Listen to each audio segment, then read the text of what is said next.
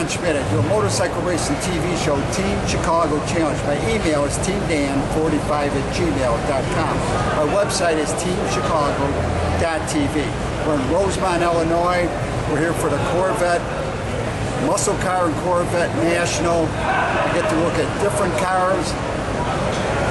You see him inspecting a Corvette. I think that's pretty interesting.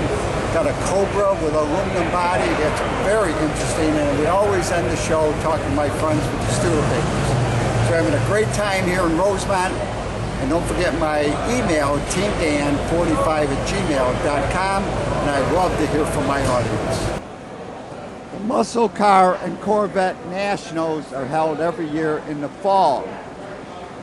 A good number of cars are invited to this event.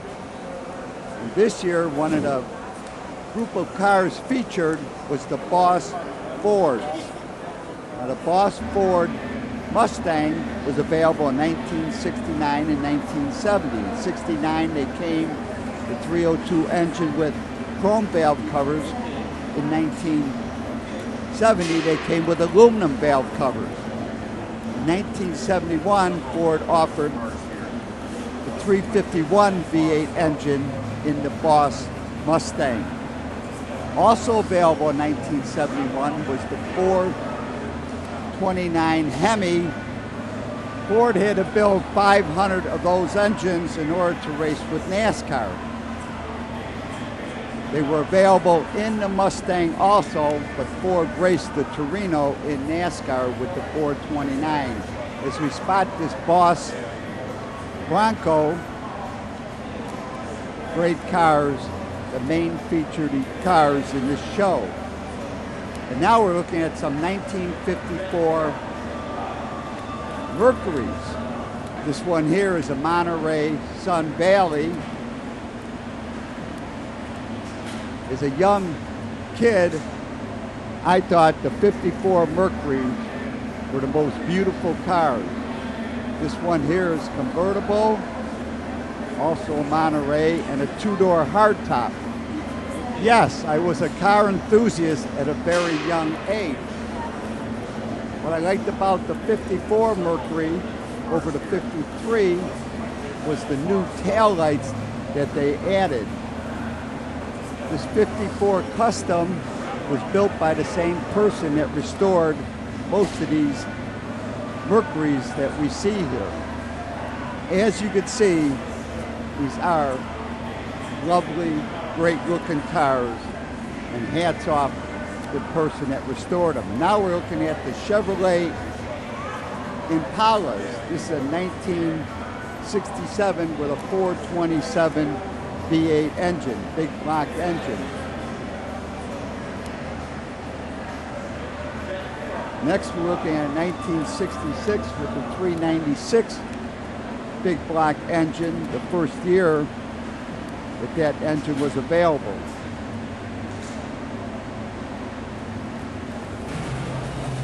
This is a 1962 with a 409 with 4 on the floor. This era of the Impala was from 1958 through 1969, and the Super Sports were available from 1961 to 1969, hardtops and convertible. We spot this great looking 1964 Super Sport convertible with a 409 engine, and I had a chance to talk to the owner, Gary Kimbrall. Well, this is my 64 Impala Super Sport. I've owned it since 1992. It was an original car, still is. I did a full frame-off restoration, had that done in Atlanta, Georgia. It's a heavily optioned vehicle, and it's been my baby for 30-something years. So I'm here for the first time in McCann. I was invited, so I decided it would be a bucket list, and she's going to get judged tomorrow in the Concourse Tour. So this car came with most of the options, air conditioning and... No, it's not air conditioned because it's a we convertible. Can walk over here and let's look. Okay. So it has some dealer installed options. There's a Twilight Sentinel light system. There's a Sonic Guidematic system that changes the headlights back in the day. Nowadays we take that for granted because it's a common, normal option on a car. So this car came with that. It has a tilt wheel. That came with the car. AM/FM, not stereo, but just AM/FM. Dual remote mirrors, dual rear antennas, front and rear seat belts. Obviously, in the day you could order seat belts, but if you wanted rear seat belts, you ended up with a dealer option. So it has dual remote mirrors, electric windows. I may have said that. Electric top. It's not an AC car because take the top down, that's your air conditioner. But it's engine's totally rebuilt. 340 horse was in the day. We put it on the dyno. I got 332 running through its air cleaner and its exhaust system, turning its own water pump. So that's pretty good. The torque was 440, which is much better than what they got. But it's got a little different cam in it, just something a little more pep. But it's all been rebuilt. The whole car's been off the frame. New floor pans. Just a lot of rust. They came out of Colorado. So how much of the work do you do yourself? A lot. The engine, I had it rebuilt, but I installed everything on the frame. So we had the body off the frame, and I installed all the brake lines, all the exhaust, all the fuel, the engine, transmission, rear end. I had these parts rebuilt, but I put it together on the frame. The body was painted by a shop out of Atlanta, Georgia. Top was on it. When I got it back, it didn't have anything in it. I did all the wiring, all the upholstery, carpet, all the trim, basically the whole assembly after it was painted. So yeah, there's a lot of lessons to be learned, but I got it where I think it can be. It's probably not my best effort, but after a while you just got to throw in the towel and say, hey, how much is a bottomless pit? How much more can I do? And how much more money do I spend? But I'm going to drive it. This car is here for 1,000-point judging. When that's over with, it's downhill from there. I'm driving it. I'm going to have fun because that's what it's for. Thank you, Gary. Now, I did not see a 1963 Impala Super Sport, but here's a chassis for one. It has a 425 horse 409 with a 4-speed transmission. I owned a 1963 Chevy Super Sport. These are the only two pictures I have of this car. This car was stolen from me, and when I got it back, the wheels were gone. But this was the 63 Chevy Super Sport that I owned. If you look at this chassis, and now we're looking at Buick Rivieras. These are 1964-65 Rivieras. This is a 1969 Riviera. We're also looking at 1974, where the body style changed a little bit. And I owned a 1966, and this is a beautiful car. And then in 1970, I went to Santa Fe Speedway and seen a motorcycle race, and that was it with my interest in automobiles. From then on, I had Ford vans and Ford pickup trucks. Beautiful 1966 Riviera. The next group of cars we're going to look at are the Ford GTs. The Grand Touring project was created by Ford in order to compete in long-distance European sports car races. Ford Motor Company offered to buy Ferrari, but that deal was rejected. So Ford decided to beat Ferrari, and they eventually did by winning the 24-hour Le Mans race from 1966 to 1969. This is a replica of that race car that won in Le Mans. The Mark I GT40 is their road car. It's a limited production car, and they won't be making them after this year. in auctions, these cars can go for $1.7 million. And now we're looking at a 427 AC Cobra. This one here has an aluminum body.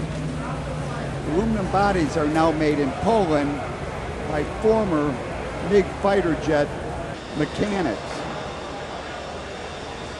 This Cobra with a 427 engine was assembled in Fox Lake, and I had a chance to talk to the builder of this beautiful car, Don Hoevel.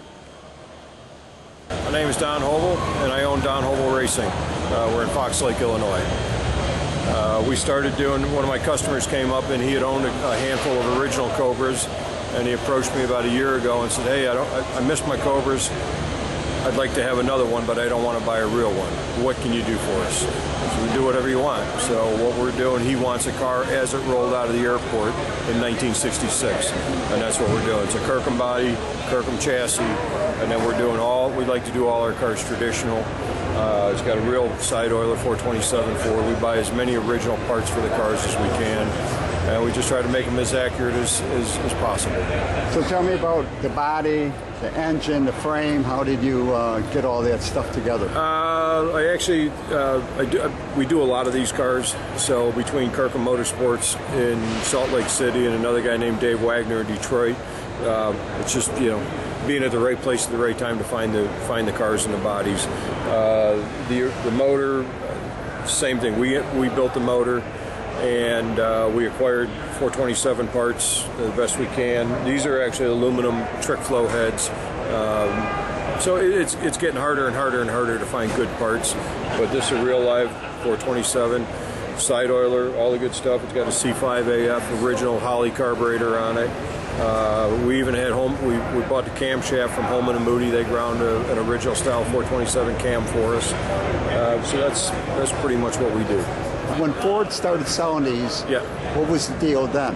Ford, when Carroll Shelby did the deal with AC Cars in England, they approached, AC Cars ended up being a subcontractor to Carroll Shelby.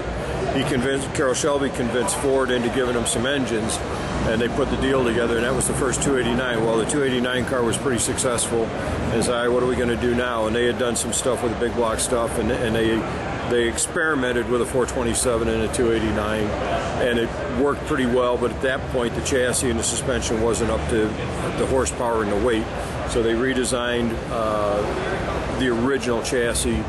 Body's pretty much the same. The fender flares get a little bit bigger here and there to accommodate bigger tires and all that, but then they did the 427s. And at that time, things were getting pretty pricey, so they only sold, they sold a little over 500 289 cars and like 340 427 cars. And at the time, $7,000 for a car, a sports car in 1966 was pretty expensive. You could buy a Corvette for about $1,000 or $1,500 cheaper. So they didn't sell a ton of them, but they're magic cars. Everybody loves them. Thank you, Don. Great this 427 AC Cobra as the showstopper this year. And now we spot some scramblers and rogues.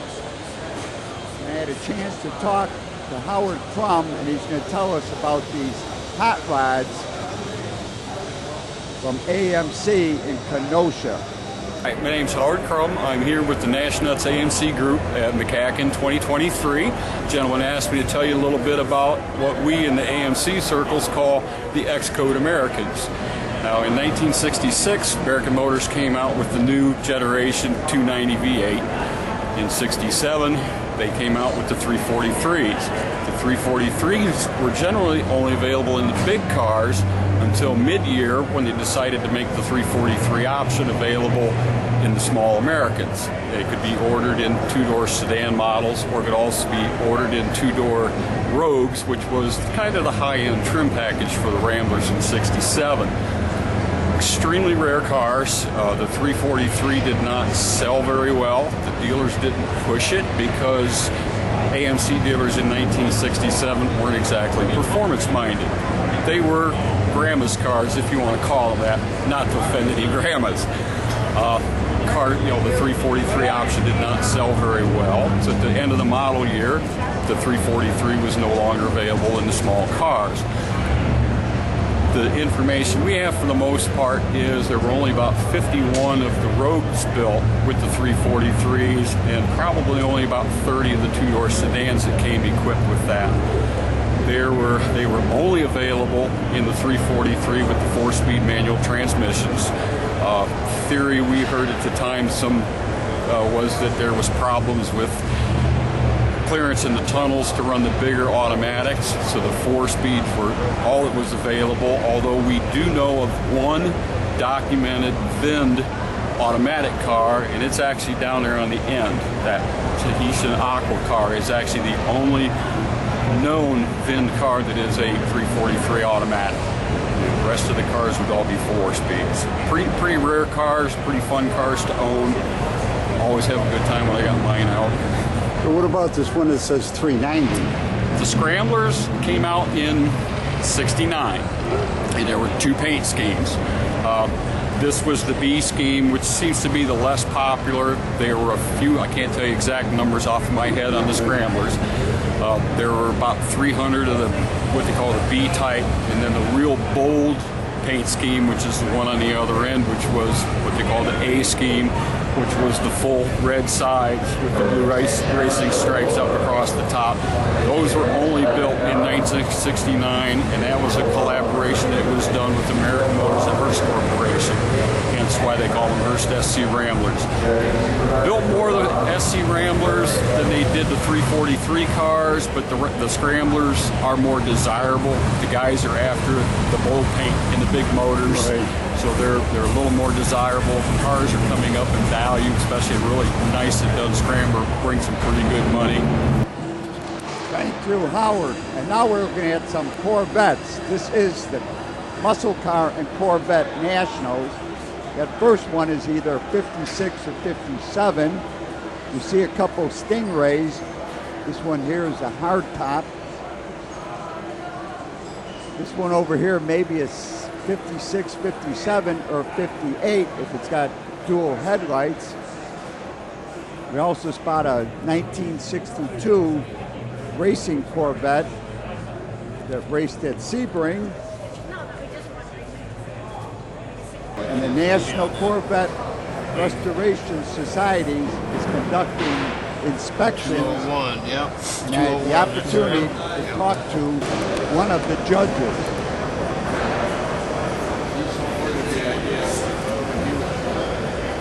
And this is NCRS, National Corvette Restoration Society judging, and the other one is McCacken judging, has different sheets and stuff. Basically, most of the guys that do the Corvette stuff are NCRS guys, and that's about all I could tell you about that. Thank you, Pat. And the other fiberglass automobile from that era was the Studebaker Avanti. And Andy Beckman's going to tell us all about this body. Hi, I'm Andrew Beckman. I'm the archivist at the Studebaker National Museum in South Bend, Indiana. And before us here is a Studebaker Avanti engineering test body. This is how the engineers at Studebaker fitted all the panels together to get the body ready for production. It's neat about this, you can actually see it's really a steel fiberglass composite. The windshield frame is steel, the underbody rocker panel, aka the hog troughs, are also sheet steel.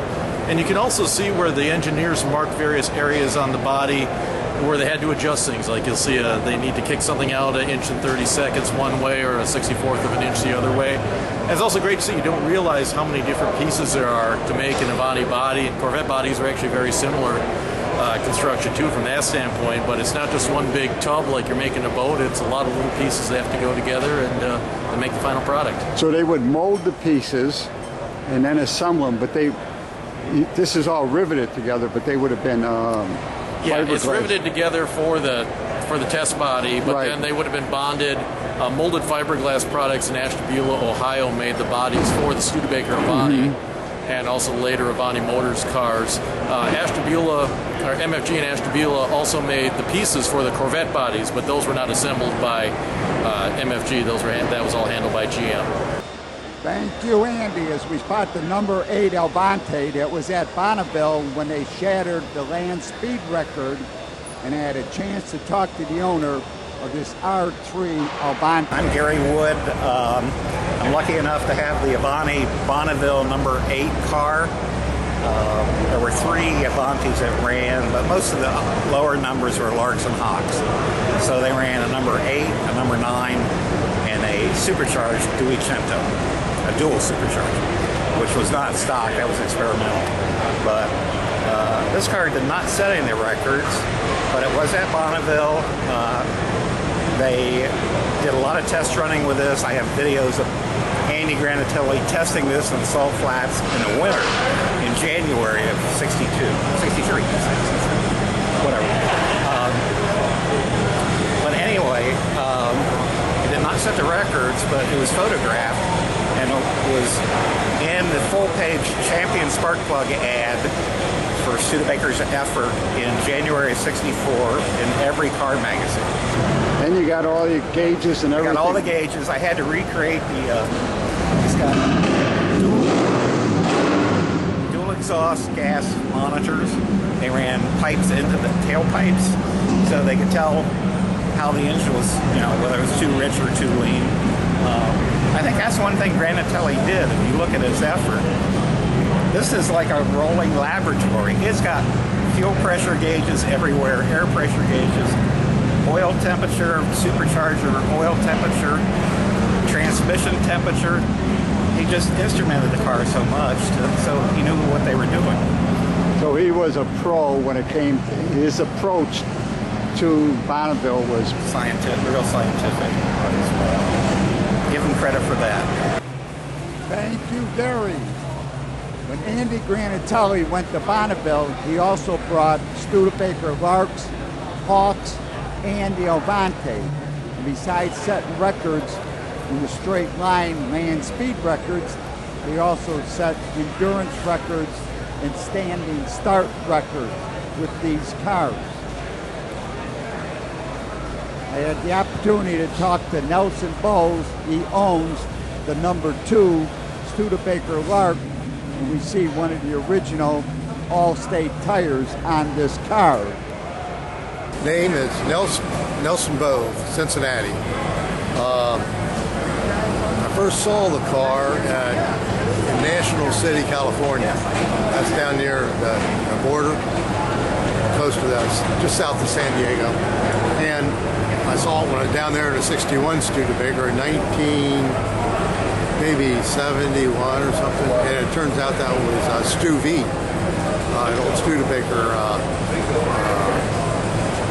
Hot-Rod shop or whatever, some performance shop, and a guy by the name of Chris Banky was running it, and I just happened to see it across the fence on the expressway. So I made a U-turn, went back, and sure enough, this car was, like I said, in the back of that lot up against the fence. And I've actually got a Polaroid shot of 2 of them that I took. I just stood up on top of a car fender and shot it, you know, in the back. But that's the first time I ever saw it. And then it came for sale, I don't know, 20 years ago maybe. I didn't buy it, somebody else bought it and went through a restoration, started one, and basically it was a failed restoration, and I had to start all over again with it. And fortunately, I've got the sister car, which is number 2. So this was one of the cars that ran at the Bonneville Salt Flats. I mean, right, Bonneville, right. Okay. And I think it was purpose built. They had 3 convertibles. 2 of them were R3, serial number 1 and serial number 2. This is serial number 1, the very first one off the assembly line. And in 60 for the 64 model year. Came off the line and went to engineering for modification, which was basically suspension, engine fitment, and so on.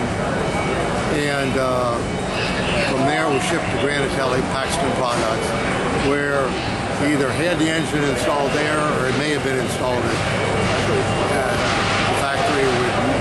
I don't know. Right. The shipper says it was shipped with the original R2 engine, but then probably had the R3 in it for fitment reasons. So the R3s, is a board out, so it's a 304? It's a 304. This one's a 304-inch motor. Some of the early R3s were 299s. This is 94 over. The early ones were 60 over. Anyway, I went to Paxton Products with the other cars, and they were built for Bonneville. Like I said, this one I think was kind of specially worked over because it doesn't even have an X member in the frame. Thank you, Nelson. It's always great to come to this show, the Muscle Car and Corvette National, to spot some great high-performance cars. The number 2 Lark, the number 8 Avanti, with the R3 engine, 304 supercharged, the racing Corvettes, the one that raced at Sebring, other great racing Corvettes that raced at other great racetracks. It was a great day in Rosemont, Illinois, the Donald Stevens Center. I'm happy I was invited. I love to look at these great cars. What a great collection of automobiles. For more information on the Muscle Car and Corvette National, their website is www.mcacn.com. mcacn.com. I love to hear from my audience. To contact me, it's teamdan45@gmail.com. And remember, you can always search on YouTube with Dan Schmitt Motorcycle Racing for great motorcycle racing action, Dan Schmitt Politics, to learn what makes America great. And I highly encourage you to visit the World of Motorcycle Museum. They're Winamac, Indiana, 4 miles south of North Judson. Give them a call first at 574-896-3172. It's a great trip and a great collection of motorcycles. I want to remind you to pick up a package, the Team Chicago History Package at Rich's Yamaha in Lockport, Illinois. Give them a call first at 815-838-8130. Their website is richesyamaha.com. Pick up your Team Chicago History Package at Rich's Yamaha.